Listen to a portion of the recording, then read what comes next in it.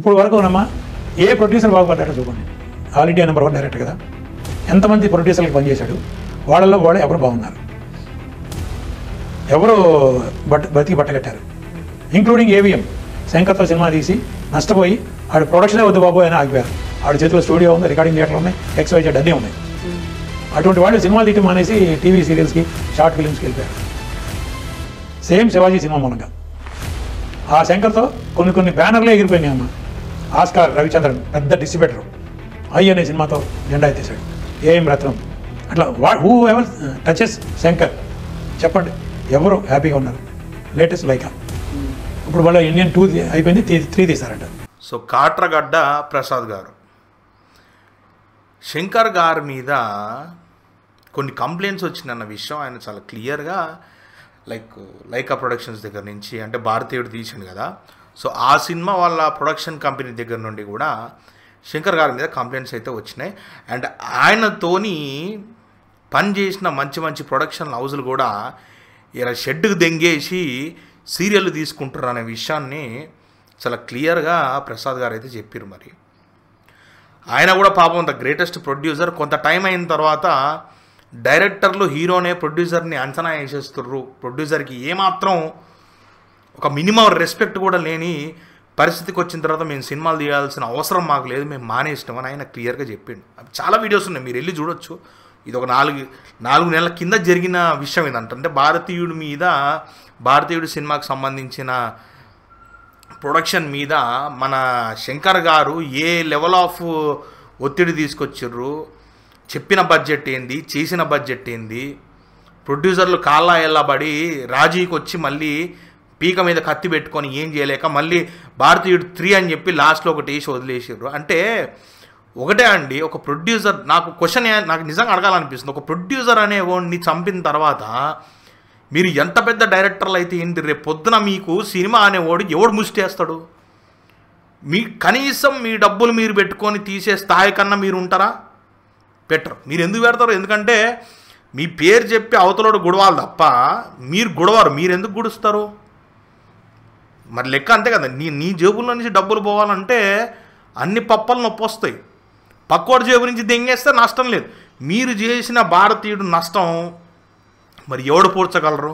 ఇప్పుడు Lyca production తరపునే నేను అడుగుతున్నా, మరి వాళ్ళు ఎంత అడిగారో నాకు తెలియదు, నాకు అనిపిస్తుంది. మరి వాళ్ళకి చేసిన మీరు నష్టం ఎవడు పూడ్చగలరు? మరి అంటే మిమ్మల్ని తీసుకొచ్చి కాంప్రమైజ్ చేసుకోవాల్సిన పరిస్థితి. కథ లేకుండా మీరు చేసే గుడిపిర్రన్న విషయం శంకర్ గారు మీరు ఎంత గొప్ప డైరెక్టరో మాకు తెలుసు. మేము చెడ్డీలు వేసుకున్నప్పటికెళ్ళి మీరు తీసిన బ్రహ్మాండమైన కథలు మేము చూసిన ఆపర్చునిటీ గొప్ప సినిమాలు ఉన్నాయి. కానీ కొంతకాలం నుండి కొన్ని సంవత్సరాల నుండి మీ దగ్గర కథలు లేక చెత్తబుట్ట మీ మేకింగ్తోనే సినిమా వెళ్ళిపోద్ది అనుకోవడం మీ బుద్ధి తక్కువతనం, మీ పిచ్చి తక్కువతనం మీరు అర్థం చేసుకోవాలి. నేను ఖచ్చితంగా నాకు ఒక ఏమంటారు లోపల ఒక ఆకలి ఉండిపోయిందండి మాకు. అంటే మేమందరం స్ట్రగ్లింగ్ రైటర్లు, డైరెక్టర్లు మేమందరం. ఎందుకంటే మాకెవరు మా బాబులు ముత్తాతలు సినిమా ఇండస్ట్రీలో తోపులు తీసిమార్కాన్లు అయితే కూర్చోలేదు ఎవరు. ఎట్లా తిరిగి మేము 4 ముద్దలు ఒక కథ రాసి ఒక షార్ట్ ఫిల్మ్ అవి చేసుకొని 4 ముద్దలు మేము కడుపులో పెట్టుకుంటాం. మాలాంటి వాళ్ళు మీరు రానివ్వరు.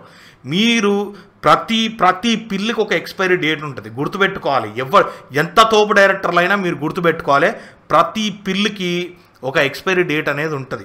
అది మనంతటా మనం గుర్తించుకొని మన వల్ల ఇంకా అవ్వదు, మనకు ఒక టైం వచ్చింది, మనకు ఎక్స్పైరీ డేట్ పడింది అని మీరు మీ దగ్గర ఉన్న అసిస్టెంట్లకు కానీ లేకపోతే కొత్తగా వచ్చే టాలెంట్కి కానీ అవకాశం ఇచ్చేలాగా చేయండి. కానీ కొద్ది గొప్ప డబ్బులు పెట్టే వాళ్ళని కూడా మీ మీద ఇన్వెస్ట్ చేసుకొని హీరోల్ని మొట్ట గుడిపింది కాక సినిమా ప్రొడ్యూసర్ని కూడా మొట్ట గుడపకండి.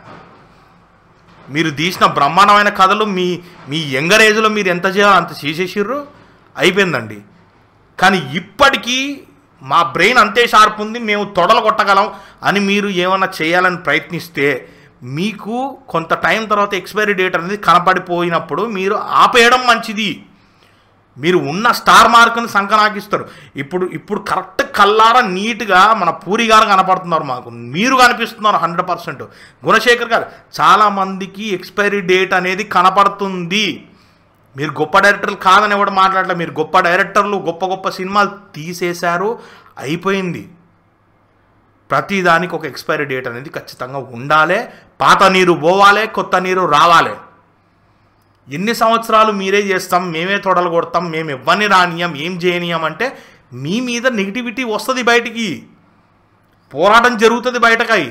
మీకు తెలియాలి, మీకు సిగ్గు జ్ఞానం తెలియాలి. నిజంగా ఎంతమంది ఎవడన్నా చెప్పుకోండి, నిన్న మీరు తీసిన గేమ్ చేంజర్ ట్రైలర్ కావచ్చు ఎంత నిరుత్సాహపరిచిందో అది అందరికీ. మేబీ ఫ్యాన్స్ అందరూ అనొచ్చు, భయ్యా అరే నువ్వెట్లా చెప్తున్నారా భయ్యా, గుండెల మీద చేసుకొని చెప్పండి. మీరు RRRలో చూసిన రామ్ చరణ్ అన్నను కావచ్చు, దానికి ముందు వచ్చిన రంగస్థలం సినిమాలో రామ్ చరణ్ అన్న కావచ్చు, ట్రైలర్లో మీరు చూసిన మెస్మరైజింగ్ మూమెంట్లు మీకు గేమ్ చేంజర్లో కనపడ్డాయా? ఇష్టం వచ్చినట్టు మాట్లాడడం కాదు, హానెస్ట్గా నిజాయితీగా మాట్లాడగలిగినోడే ఫ్యాన్ వాడు. నేను వాడిని మాత్రం ఫ్యాన్ కింద లెక్కలోకి తీసుకుంటా. ఏదో మసిపూసి మేరడికాయ మాటలు మాట్లాడితే వేస్ట్.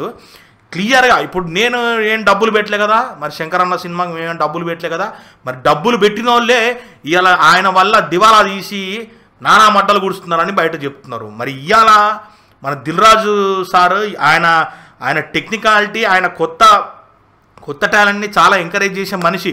మరి ఇప్పుడు అలాంటి ఆయన్ని రేపు పొద్దున గేమ్ చేంజర్ వచ్చిన తర్వాత మీరు రామ్ చరణ్ అన్న క్రేజ్తో పాటు దిల్ రాజు గారి నమ్మకాన్ని మీరు చంపేస్తే మరి ఆయన డబ్బంతా నష్టపోయి ఇప్పుడు ఆయన కూడా సీరియల్ తీసుకునే పరిస్థితికి వస్తే ఏంది పరిస్థితి?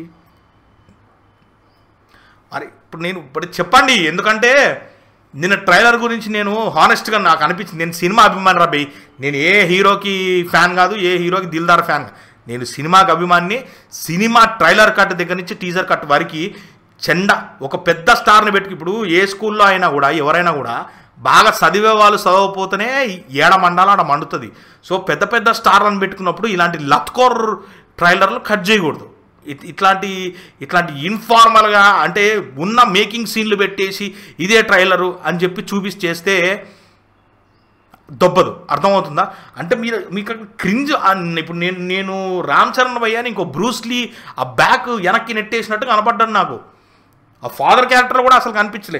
నిజంగా చెప్తున్నా, ఇప్పుడు రేపు పొద్దున మరి దిల్ రాజు సారు కొత్త టాలెంట్ ఎంకరేజ్ చేసే మనిషి, మరి అలాంటి మనిషిని ఇవాళ రేపు పొద్దున మీరు చంపేస్తే, సినిమాతోనే మీరు చంపేసి ఫైనాన్షియల్గా నష్టపరిచి సంకనాకిస్తే రేపు పొద్దున సంక్రాంతికి వస్తున్నాం అనేది సేవ్ చేస్తుంది అనుకుంటున్నారా? చెప్పండి. మీరు చూసేవాళ్ళు తెలియాలి. జనాలు మాట్లాడతారు, జనాలు 1,00,000 మాట్లాడతారు, 1,00,000 చేస్తుంటారు. కానీ మరి మీరే వీటికి ఆన్సర్ చెప్పాలి ఖచ్చితంగా. మరి ఇంత నష్టాన్ని అంటే ఇప్పటి వరకు ఒక స్ట్రైట్ ఫార్వర్డ్ తెలుగు యాక్టర్ దగ్గరకు వచ్చి మీరు ఏం సినిమా చేశారు అనేది నాకు గుర్తులేదు, సీరియస్గా గుర్తులేదు. ఏదైనా తెలుసుంటే చెప్పండి. ఇప్పుడు అర్జున్ గారు వీళ్ళందరూ ఒక ఇండస్ట్రీ నుంచి మనకు తెలుగు డబ్బు చేసి చూసినాం. ఈవెన్ అపరిచితుడు కూడా మనకు డబ్బు చేస్తేనే చూసినాం. శివాజీ కూడా మనకు డబ్బుడే వచ్చినాయి. స్ట్రైట్ తెలుగు సినిమా మీరు తీసి మీ దగ్గర కథ లేక కార్తిక్ సుబ్బరాజు గారి దగ్గర కథ తీసుకొని మీరు ఇప్పుడు చేయడం జరిగింది. మరి ఇప్పుడు కార్తిక్ సుబ్బరాజు గారి విజన్ని మీ విజన్లో ఇంక్లూడ్ చేసినప్పుడు, మీ తరహా మేకింగ్ చేసినప్పుడు విమర్చగలుగుతారా? మాకైతే చాలా చాలా సప్పిడి సినిమాలాగా, ఒక సప్పడ పప్పలాగా కనిపిస్తూ ఉంది. సో మీరు రేపొద్దున 100% కథ అనేది మంచిగా మోస్తారుగా ఉండి, మీరు దాన్ని కథని డిస్టర్బ్ చేయకుండా, అడ్డమైన సీన్ లేకుండా, అనవసరమైన కామెడీ చేయకుండా మీరు ప్రాపర్గా ఎగ్జిక్యూట్ చేసి చూపిస్తే రేపు పొద్దున బ్లాక్ బాస్టర్ హిట్ కాకపోయినా బ్రతికే ఛాన్స్ ఉంది. అది కూడా చిరణాన్న కోసమే. మీ లెవెల్ అనేది భారతీయుడి దగ్గర చచ్చిపోయింది. అంటే ప్రతిదీ డబ్బు ఖర్చు అనేది, నేను ఇది నా మార్క్ ఇది అని చూపించడానికి డబ్బు పెడుతున్నట్టు కనపడుతుంది. కానీ మీ కథకు అవసరం వచ్చి డబ్బు పెడుతున్నట్టు ఎక్కడా కనిపించదు. మీ ప్రొడ్యూసర్లు కూడా ఎవరు చెప్పట్లేదు ఆ మాట.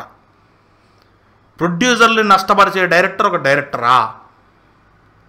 3 సంవత్సరాలు ఒక్కొక్క హీరో వెళ్ళిపోయి సినిమాలు తీస్తా అంటే, ఆ సినిమా రిలీజ్ అయిన తర్వాత నానా సంకలనాకి బూడిది బుక్కల పాలు పడితే ఈ 3 సంవత్సరాలు హీరోలకు సంబంధించిన ఏజ్ని ఎవడు ఫీల్ చేస్తాడు? సంవత్సరానికి ఒక సినిమా సంవత్సరానికి గట్టి మాట్లాడితే 6 నెలలకు ఒక సినిమా తీసే స్థాయి నుండి ఇవాళ 3-4 సంవత్సరాలకు ఒక సినిమా తీసే స్థాయికి వచ్చేసినాం. 3 సంవత్సరాలు మీ ఏజ్ అనేది పెరిగిపోద్ది. 35 ఉంటే 38కి వస్తుంది. ఈ 3 ఏళ్ళు మీరు నానా సంకలనాకి ఒక్క సినిమా తీస్తే, ఆ ఒక్క సినిమా బోల్తా పడ్డదా? ఏం చేస్తారు? మళ్ళీ మీకు ఇంకో సినిమా బతకడానికి మళ్ళీ ఎన్ని సంవత్సరాలు తీసుకుంటారు? మళ్ళీ ఆ కథలు రావడానికి ఎన్ని సంవత్సరాలు? పాత నీరు పోవాలి రా బే, గుర్తుపెట్టుకోర్రి. పాత నీరు పోయి కొత్త నీరు వస్తేనే జనాలు కూడా థియేటర్ దాకా వస్తారు. లేకుంటే మసిపూసి మామిడికాయ మామం ఇది అవుతుంది. ఇప్పుడు ఎందుకు నేను అంతా తవ్వి బయటకు పెట్టి చెప్పాలా? మీకు తెలుసు కదా పరిస్థితి బయట ఎట్లుందో. తెలుసుకోండి జనాలు కూడా, మరి తెలుసుకోండి మీరు కూడా ఏం జరుగుతుంది బయట. మీకు కూడా తెలియదు, మీకు నాలెడ్జ్ పెరుగుతున్న కొద్దీ వాళ్ళకు ఉత్సపడతా ఉంటుంది. చూద్దాం, రిలీజ్ అయిన తర్వాత మాట్లాడదాం.